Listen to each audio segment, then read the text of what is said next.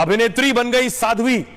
मैं आपको दिखाने जा रहा हूं, बॉलीवुड की एक्ट्रेस रही ममता कुलकर्णी, कई फिल्मों में काम कर चुकी हैं, अब महाकुंभ में पहुंच गई हैं और साध्वी बन गई हैं। यह तस्वीर आप देख रहे हैं, किन्नर अखाड़े के साथ ये ममता कुलकर्णी को आप देख रहे हैं और ममता कुलकर्णी महाकुंभ में पहुंची है। अगली तस्वीर देखिए जरा, ये गई है संगम में, डुबकी लगाई है ममता ने और उस पूरी प्रक्रिया का हिस्सा है जो एक अदाकारा से, एक सामान्य महिला से और साध्वी तक ले जाता है।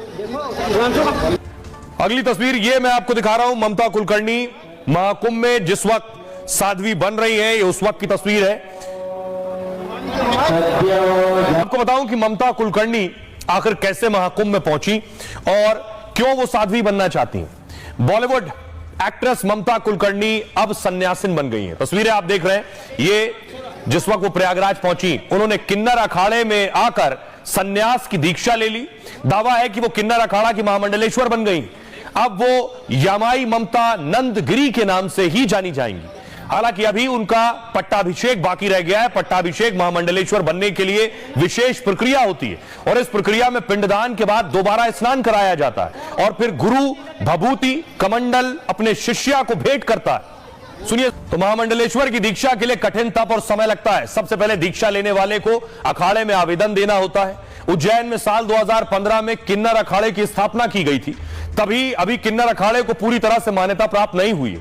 इसी वजह से वो जूना अखाड़े के अंतर्गत ही काम कर रहा है। आवेदन स्वीकार होता है तो दीक्षा देकर अखाड़े का संत बनाया जाता है और संन्यास काल में अपना जमा सारा धन जनहित के लिए दान देना होता है और इसके बाद फिर नदी किनारे मुंडन और फिर स्नान कराया जाता है। फिर पत्नी बच्चों समेत परिवार का पिंडदान कर विजय हवन होता है और विजय हवन संपन्न होने के बाद फिर गुरु दीक्षा दी जाती है और इसके बाद दूध, घी, शहद, दही, शक्कर से बने पंचामृत से पट्टाभिषेक होता है और फिर इसके बाद अखाड़े की ओर से चादर भेंट की जाती है। जिस अखाड़े का महामंडलेश्वर बना है उसमें उसका प्रवेश होता है। फिर साधु संत और अखाड़े के पदाधिकारियों को भोजन कराना होता है। भोजन कराने के बाद महामंडलेश्वर को दक्षिणा भी देनी होती है। फिर खुद का आश्रम, संस्कृत विद्यालय, ब्राह्मणों को निःशुल्क वेद शिक्षा देनी होती है।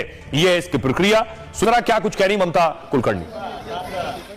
मैंने लक्ष्मी नारायण त्रिपाठी को चुना बिकॉज आज शुक्रवार है और सर्वप्रथम आज महाकाली का दिन है और मुझे कल महामंडलेश्वर बनाने की तैयारी चल रही थी। मुझे पूछा गया तो, लेकिन आज मुझे महाशक्ति ने आदेश दिया कि मुझे ये चुनना है लक्ष्मी नारायण त्रिपाठी जी को, बिकॉज वो साक्षात